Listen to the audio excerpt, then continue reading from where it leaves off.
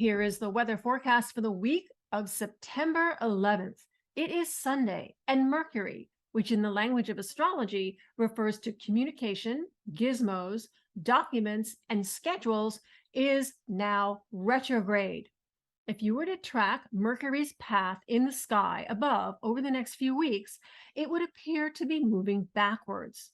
It's not really moving backwards, but astrologers interpret this apparent retrograde motion as a cue to slow down and focus and review progress made over the past few months.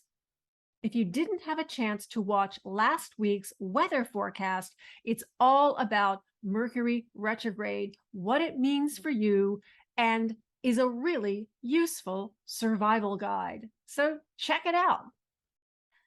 Today, Sunday, the moon is in Aries, driving the start of the work week with a need to take the lead. On Tuesday morning, the moon changes gears and enters Taurus, slowing down the pace over the next few days with a need to build something materially comfortable and secure.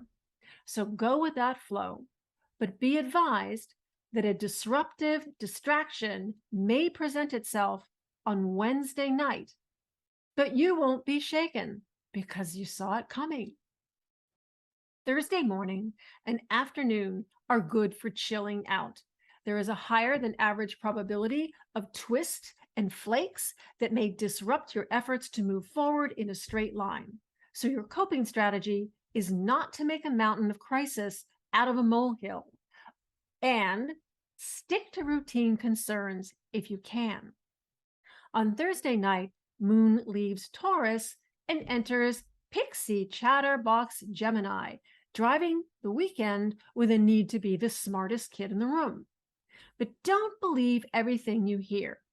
And I say this because Mercury is retrograde, and also because on Friday, the sun, which refers to ego expression and leaders, makes its annual opposition to Neptune, the planet of fog and mirrors. If you have a date on Friday night, be advised that sparks may fly, for better or worse, because Venus, which refers to who, what, and how we need to love, clashes with Mars, which refers to the energy of action and desire, which gives us plenty to talk about on Saturday. And now, the news. In last week's full written forecast that I post on my website, the first paragraph setting up the week was this, quote, "Planetary patterns suggest a potential release of tension, resulting in a collapse, not unlike an ice shelf suddenly collapsing into the sea. Maybe we didn't notice the cracks in the ice shelf's structure before, which were created by a buildup of tension.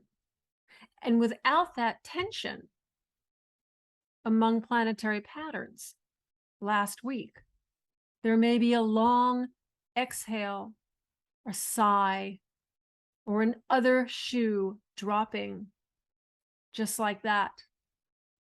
And there you have it.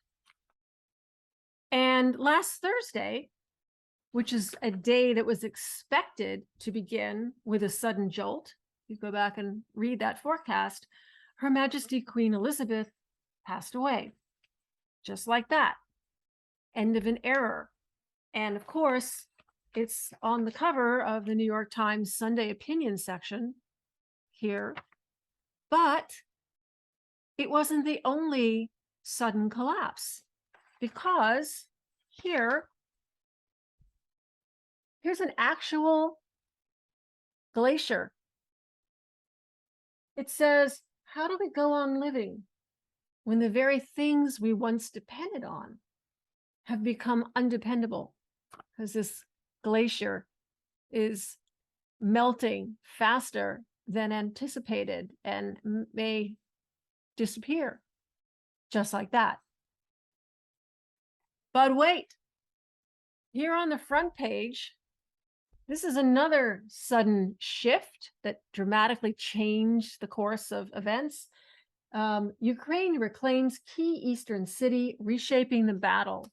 And the first paragraph says, a lightning Ukrainian offensive in the country's northeast has reshaped what had become a grinding war of attrition. In a matter of days, Russian front lines have, I love this word, buckled under the weight.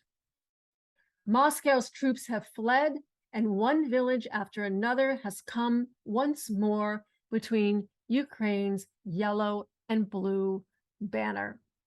Just like that. A sudden shift in sync with planetary patterns of the week. Because astrology is amazing. And that's the weather forecast for the week of September 11th. And I'm your weather gal, Elisabeth Grace. Back to you in the studio, Allison.